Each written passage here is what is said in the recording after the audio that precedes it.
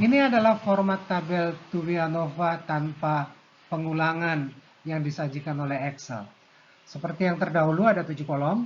Dengan kolom 1 adalah sumber-sumber variasi yang sekarang berisi 4 dengan masing-masing nilainya berada di kolom kedua, yaitu variasi yang berasal dari perlakuan baris, kemudian variasi yang berasal dari perlakuan kolom, lantas variasi yang bersifat error atau random karena tidak bisa diatribusikan baik karena baris maupun kolom, dan terakhir adalah variasi total. Selanjutnya adalah derajat bebas dari masing-masing sum of squares tersebut. Mudah saja untuk mengingatnya. Derajat bebas baris dan derajat bebas kolom adalah banyaknya perlakuan minus 1. Sedangkan derajat bebas dari sum of squares error adalah perkalian dari kedua derajat bebas di atasnya. Kemudian ada hasil bagi antara sum of squares dengan derajat bebasnya pada kolom yang berjudul MS, yang artinya adalah mean of the sum of squares. Jadi ada MS row, MS column, dan MS error. Kita tidak menghitung MS total karena tidak ada kegunaannya. Dari ketiga MS diperoleh statistik uji pada kolom F, yaitu statistik uji keseragaman rata-rata baris dan statistik uji keseragaman rata-rata kolom. Silakan dicermati kedua rasio tersebut adalah terhadap MSI, mean of the sum of squares error. Ya, seberapa variasi masing-masing berbeda dari variasi randomnya. Kemudian ada probability value, yaitu luas di ujung kurva mulai dari nilai F uji yang ada di kolom sebelumnya. Dan terakhir adalah nilai kritis F untuk masing-masing pengujian. F kritis untuk uji keseragaman rata-rata baris mempunyai derajat bebas pembilang sebesar R minus 1, sedangkan F kritis untuk uji keseragaman rata-rata kolom mempunyai derajat bebas pembilang sebesar C minus 1. Itulah seluruh bahan untuk Tuvianova tanpa pengulangan. Kita akan melanjutkan ke Tuvianova dengan pengulangan. Mari kita cermati. Seperti yang terdahulu, ini adalah analisis perilaku rata-rata sebuah respons variabel atas dua buah perlakuan. Hanya saja sekarang perlakuan yang sama diaplikasikan lebih dari satu kali. Tentu saja frekuensi pengulangannya akan dikendala oleh biaya ataupun waktu. Dengan frekuensi observasi tersebut, maka isi setiap sel perlakuan adalah lebih dari satu titik data. Sehubungan dengan frekuensi per sel yang lebih dari satu, Excel mensyaratkan penempatan data pengulangan, yaitu adalah ditempatkan dalam bentuk baris-baris yang berbeda, seperti yang terlihat pada tabel di samping ini. Jadi, persoalan yang ada pada ilustrasi tersebut adalah adanya 3 perlakuan baris dan 4 perlakuan kolom serta 2 pengulangan. Di sini Excel menuntut harus adanya kolom pertama yang menunjukkan nama-nama perlakuan baris dan adanya baris pertama yang menunjukkan nama-nama perlakuan kolom. Ini berbeda dengan 2 ANOVA sebelumnya yang tidak memutlakkan label-label bagi baris dan kolomnya. Itu sebabnya pada ANOVA terdahulu kita ditanyai apakah ada labelnya. Sedangkan pada yang sekarang justru tidak ditanya apakah ada labelnya karena sudah pasti harus mempunyai label-label.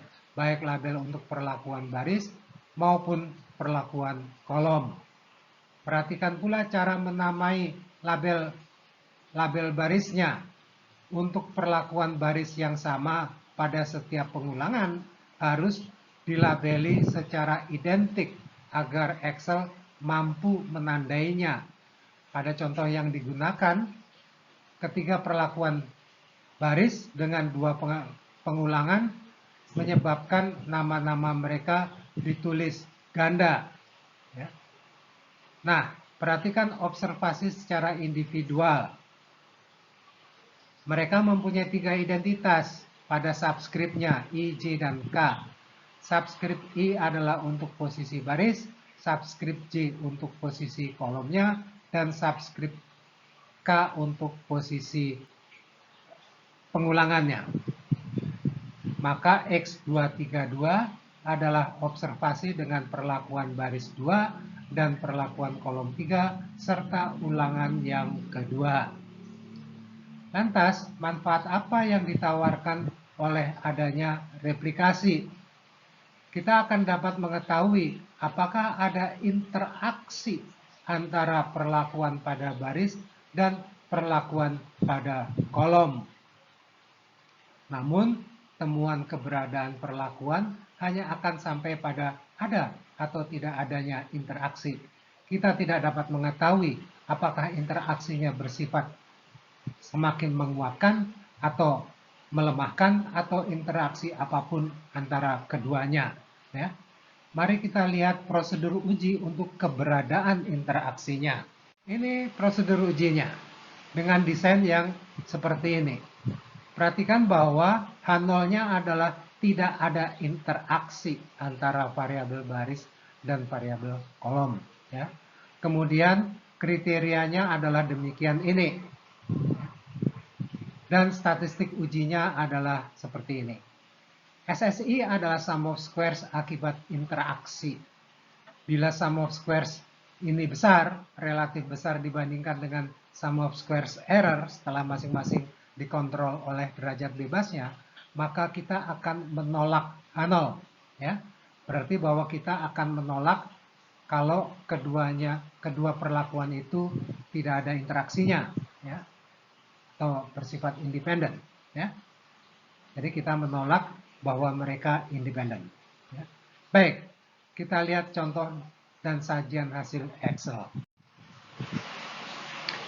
Inilah fungsi pada data analisis yang akan dipakai untuk ANOVA two-factor with replication. Perhatikan di sini tidak menanyai apakah ada label datanya, karena sudah pasti kita harus menyertakan label-label pada perlakuan baris maupun kolom. Dan kita akan perlu menyertakan banyaknya pengulangan yang dilakukan pada sel rows per sampel tersebut. Ya. Angkanya harus cocok dengan banyaknya pengulangan per baris. Ya. Misalkan data yang dipakai adalah skor hasil ujian yang seperti ini. Ada 3 persiapan sebagai perlakuan baris, yaitu review selama 3 jam, atau program selama 1 hari, atau kuliah singkat selama 10 pekan. Ya. Kemudian ada 3 latar belakang peserta kolom, yaitu bisnis, engineer, dan sosial. Banyaknya pengulangan adalah 2. Maka Excel akan memberikan 2 tabel berikut ini. Ini adalah tabel yang pertama, isinya adalah ikhtisar untuk setiap baris dan kolomnya. Berikutnya adalah tabel ANOVA-nya di frame berikutnya. Mestinya kita cukup familiar dengan tabel 7 kolom ini. Bedanya dengan yang terakhir adalah adanya sum of squares interaction ini. Ya. Dan kemudian perhatikan pula bahwa sekarang Excel menamai sum of squares yang due to error itu dengan sum of squares within. Hasil bagi masing-masing sum of squares dengan derajat bebasnya menghasilkan mean of the sum of squares. Jadi ada 4 buah MS dengan MS within, yaitu MS yang paling bawah akan menjadi penyebut pada berbagai statistik uji.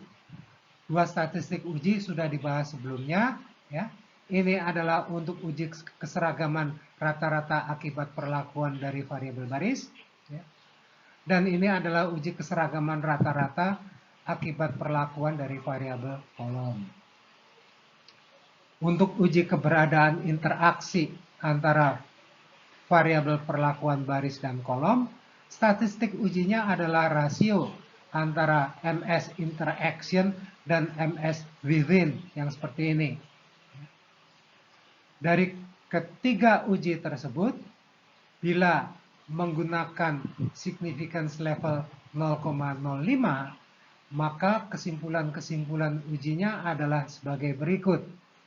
Pada uji keseragaman rata-rata populasi akibat perlakuan baris adalah gagal menolak H0 karena p-value lebih besar daripada 0,05. Juga terlihat bahwa F statistiknya 1,38 itu lebih kecil daripada F kritisnya yang 4,26. Kemudian uji keseragaman rata-rata populasi akibat perlakuan kolom adalah menolak H0 karena p-value lebih kecil daripada 0,05.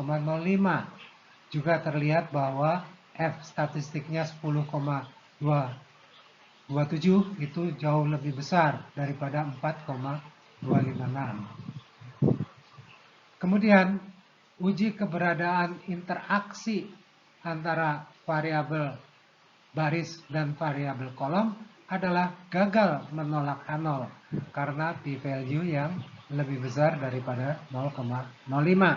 Jadi, tidak ada alasan untuk menolak bahwa tidak ada interaksi antara keduanya. Baik, untuk kelengkapan pemahaman, berikut ini adalah nilai-nilai derajat bebas dari setiap besaran yang tersaji. Ya, derajat bebas sum of square sample adalah R-1, derajat bebas sum of squares kolom adalah C-1, derajat bebas sum of squares interaction adalah R-1 dikalikan C-1, derajat bebas SSI adalah RC dikalikan W-1, dan tentu saja derajat bebas SST adalah N-1. Demikianlah keseluruhan materi analisis of variance dalam rangka pengujian keseragaman rata-rata populasi. Mulai dari yang sederhana, one way ANOVA, dilanjutkan dengan two way ANOVA without replication, dan sampai yang terakhir barusan adalah two way ANOVA with replication. Pada kuliah mendatang akan dijumpai lagi tabel ANOVA untuk mengukur variasi yang mampu dan tidak mampu dijelaskan oleh sejumlah variabel independen terhadap variasi pada variabel dependennya. Baik, sampai di sini perjumpaan kita. Selamat bekerja, salam sehat, sukses selalu.